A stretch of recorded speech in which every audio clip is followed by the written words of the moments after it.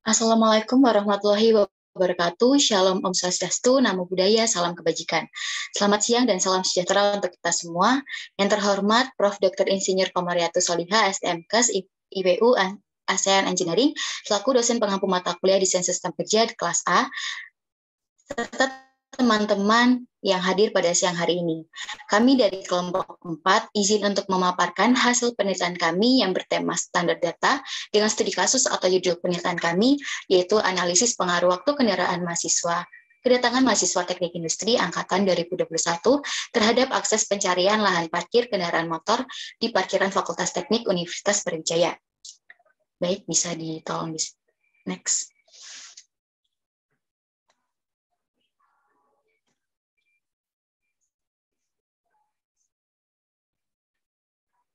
Baik, sebelumnya izinkan kami untuk memperkenalkan diri.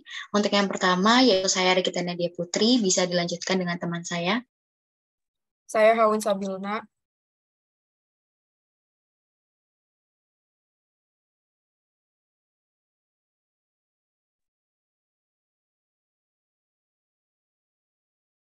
Saya Fadila Agustina Damanik.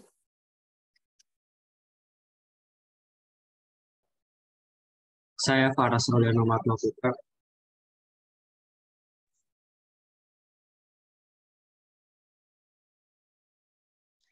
Baik, kami juga ucapkan terima kasih kepada Bapak Rektor dan jajarannya, kemudian untuk Bapak Dekan Fakultas Teknik, dan untuk Ketua Departemen Bapak Sugiono STMT PhD, dan untuk dosen pengampu mata kuliah Desain Sistem Kerja, yaitu Prof. Dr. Insinyur Komariatus Soliha, STMKes, IPU, ASEAN Engineering. Baik, bisa tolong di next. Pada presentasi kali ini akan ada 5 pokok bahasan, yaitu untuk bagian yang pertama mengenai pendahuluan, yang kedua yaitu metodologi penelitian, dan yang ketiga tujuan pustaka, yang keempat yaitu hasil dan pembahasan, serta yang kelima penutup.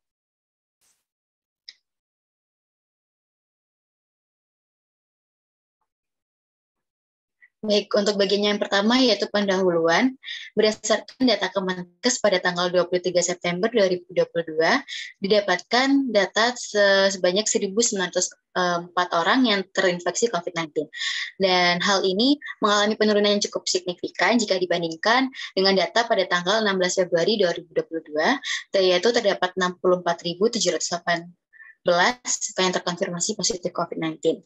Nah, dengan menurunnya kasus positif COVID-19 ini membuat segala kegiatan dilaksanakan secara luring, termasuk kegiatan mahasiswa, yaitu perkuliahan maupun organisasi kemahasiswaan.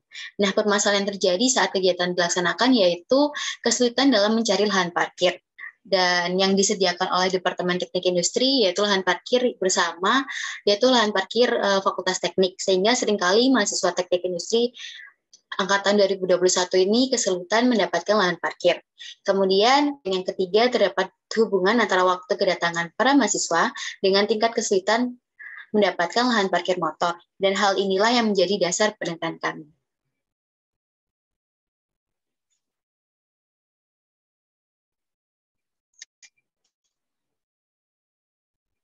Jadi pemaparan yang sebelumnya didapatkan rumusan masalah, yaitu dapat 2 rumusan masalah. Yang pertama, bagaimana tingkat kesulitan para mahasiswa teknik industri Universitas Brawijaya angkatan 2021 dalam mendapatkan lahan parkir. Yang kedua, yaitu bagaimana hubungan waktu kedatangan mahasiswa dengan tingkat kesulitan mendapatkan lahan parkir.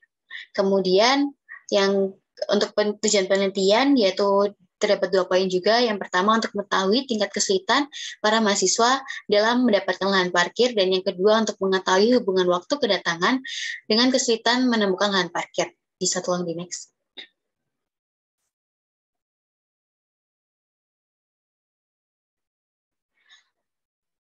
Dan selanjutnya yaitu manfaat dari penelitian, terdapat 2 poin juga, yaitu untuk memberikan pemahaman dan informasi kepada mahasiswa teknik industri angkatan 2021 mengenai permasalahan kesulitan dalam mendapatkan lahan parkir motor. Dan yang kedua yaitu memberikan pemahaman dan informasi juga kepada mahasiswa teknik industri angkatan 2021 mengenai hubungan waktu kedatangan dengan tingkat kesulitan dalam mencari lahan parkir motor. Untuk metodologi penelitian bisa dilanjutkan oleh teman saya.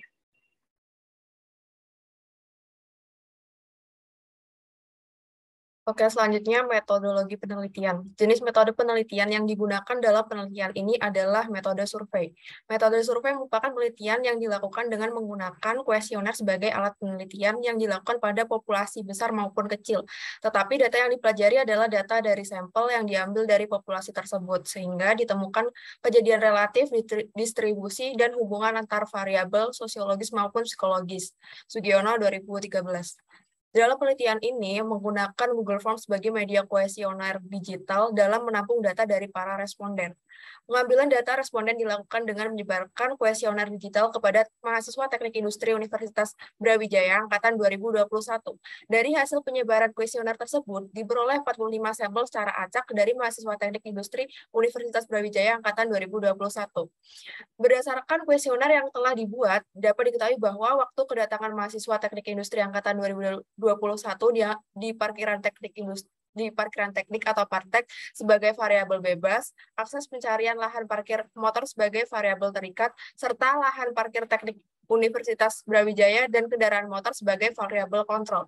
Untuk melihat bagaimana pengaruh waktu kedatangan mahasiswa Teknik Industri Angkatan 2021 terhadap akses pencarian lahan parkir kendaraan motor di parkiran Fakultas Teknik Universitas Brawijaya, dapat dilakukan visualisasi data melalui analisis grafik.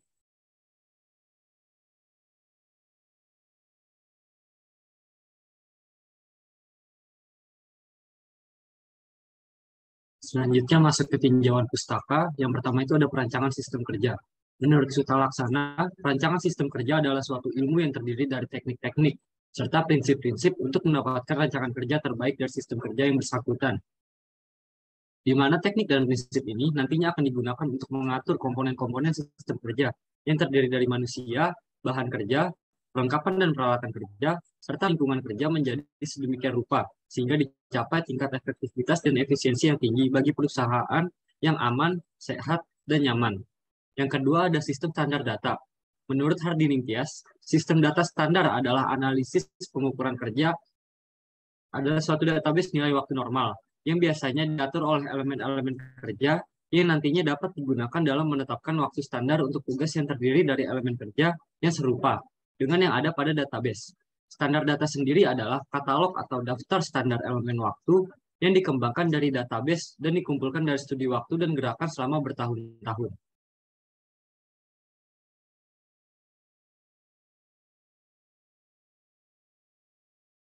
Selanjutnya ada pengukuran waktu kerja. Menurut Suta Laksana, pengukuran waktu adalah pekerjaan mengamati dan mencatat waktu-waktu kerjanya baik dari setiap elemen ataupun siklus dengan menggunakan alat-alat yang telah disiapkan, seperti stopwatch, lembar pengamatan, pensil atau pena, dan papan pengamatan.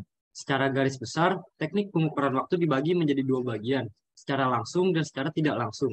Secara langsung dilakukan dengan pengukuran secara langsung, di mana tempat bekerja yang bersangkutan dijalankan. Sedangkan cara tidak langsung dilakukan dengan perhitungan waktu tanpa harus berada di tempat pekerjaan, yaitu dengan membaca tabel-tabel yang tersedia. Namun harus mengetahui jalannya pekerjaan melalui elemen-elemen gerakan atau motion. Kemudian ada pun langkah-langkah yang harus diperhatikan sebelum melakukan pengukuran waktu kerja. Yang pertama ada penetapan tujuan pengukuran, yang kedua melakukan penelitian pendahuluan, yang ketiga memilih operator pekerjaan secara wajar, keempat menguraikan pekerjaan atas elemen-elemen pekerjaan, dan yang kelima, menyiapkan alat-alat yang nantinya digunakan.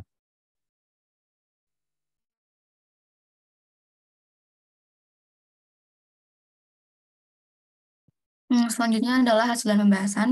Penelitian ini dilakukan pada mahasiswa TIUB Angkatan 2021 yang mengendarai kendaraan bermotor sebagai objek penelitiannya. Nah, penelitian ini telah dilakukan selama 3 hari dari 22 September hingga 25 September 2022.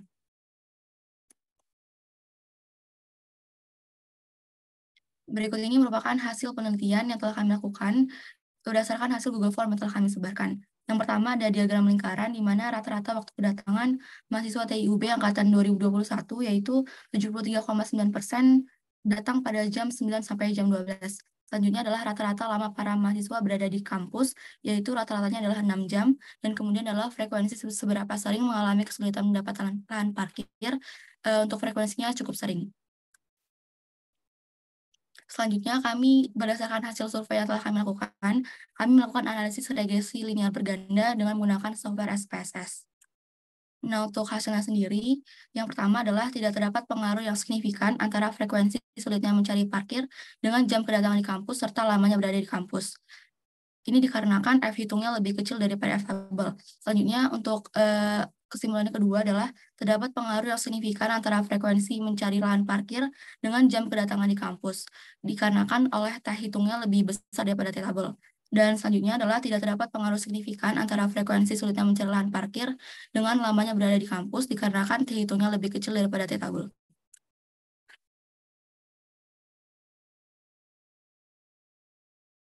Berdasarkan penelitian yang telah kami lakukan, dapat disimpulkan bahwa pertama, dari data yang diambil terlihat 4 responden tiba di parkiran pukul 6 sampai 9, 34 responden tiba di parkiran pukul 9 sampai 12, dan 8 responden tiba di parkiran pukul 12 sampai 15. Rata-rata lama waktu yang dihabiskan oleh para mahasiswa teknik industri angkatan 2021 di kampus yaitu selama 6 jam. Tidak terdapat pengaruh yang signifikan antara frekuensi sulitnya mencari parkiran lahan parkir dengan jam kedatangan di kampus serta lamanya berada di kampus mahasiswa teknik industri Universitas Brawijaya angkatan 2021 dikarenakan F hitung kurang dari F tabel. Terdapat pengaruh yang signifikan antara frekuensi sulitnya mencari lahan parkir yang terjadi dengan jam kedatangan di kampus mahasiswa teknik industri Universitas Brawijaya angkatan 2021 dikarenakan T hitung lebih besar daripada T tabel. Selanjutnya, tidak terdapat pengaruh signifikan antara frekuensi sulitnya mencari lahan parkir yang terjadi dengan lamanya berada di kampus mahasiswa teknik industri Universitas Brawijaya angkatan 2021 karena T hitung kurang dari T tabel. Next.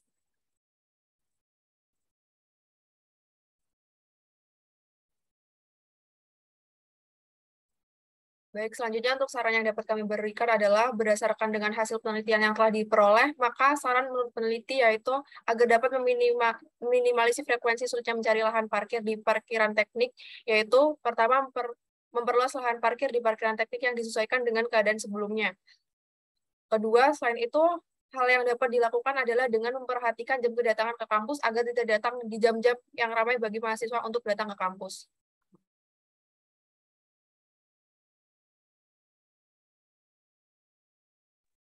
Berikut daftar pustaka yang diperoleh dari kelompok penelitian kami.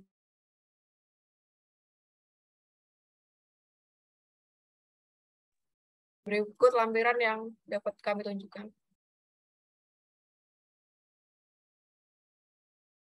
Baik, selanjutnya sesi Q&A. Bagi teman-teman yang ingin mengajukan pertanyaan, boleh langsung raise hand.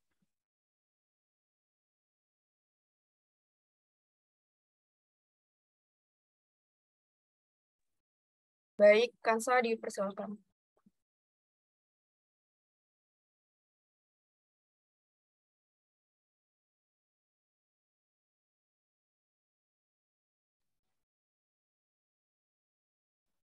Perkenalkan, nama saya Kansa, dari kelompok 3. Saya berdasarkan penelitian yang telah kalian lakukan dan kalian paparkan tadi, saya ingin bertanya apa saja keunggulan dari standar data.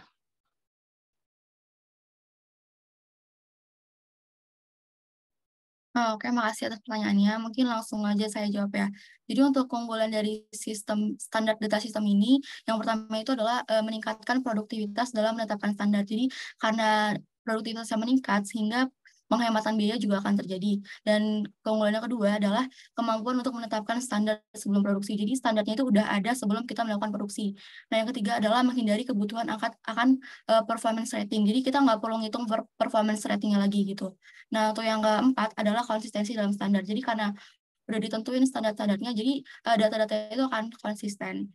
Selanjutnya, untuk standar data sistem ini sendiri bisa menjadi input ataupun masukan untuk menghitung estimasi biaya produk, perencanaan proses dengan bantuan komputer, dan juga MRP atau Material Requirement Planning. Mungkin segitu yang bisa saya sampaikan. Terima kasih.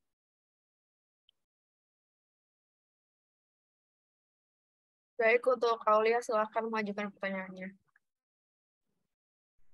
Baik, perkenalkan nama saya Aulia. Saya mau bertanya, standar data itu kan metode pengukuran waktu kerja indirect. Sedangkan di indirect itu kan ada dua, yaitu standar data dan PMPS. Nah, kapan waktu yang tepat untuk menggunakan standar data? Terima kasih. Baik, terima kasih Aulia untuk pertanyaannya. Jadi kami cenderung jawab. Untuk kapan kita bisa menggunakan sistem standar data ini jika didapatkan suatu kesamaan dalam pekerjaan di suatu fasilitas kerja. Nah, kesamaan pekerjaan itu tidak hanya satu pekerjaan aja, tapi ada beberapa pekerjaan yang memiliki kesamaan. Nah, sistem standar data ini lebih memungkinkan dan lebih efektif untuk menetapkan suatu standar dibandingkan dengan direct time study. Kemudian untuk yang kedua itu jika untuk produksi batch. Jadi paling cocok untuk 3 yaitu jika standar itu yang ditetapkan tuh dalam jumlah yang besar. Nah, ini lebih produktif dan lebih efisien jika dibandingkan kita menggunakan direct time study. Kemudian jika yang keempat perlu menetapkan standar sebelum produksi. Jadi untuk direct time study itu membutuhkan pengamatan langsung terhadap pekerjaan untuk menetapkan suatu standar. Nah, jadi berarti itu pekerjaan itu udah harus ada di dalam suatu produksi. Nah, sedangkan kalau misal kita menggunakan sistem standar data ini, standar itu dapat ditetapkan sebelum pekerjaan itu berlangsung atau berjalan. Terima kasih.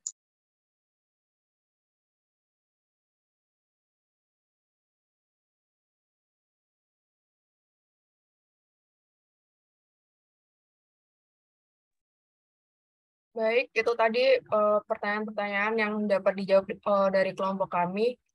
Baik, dikarenakan tidak ada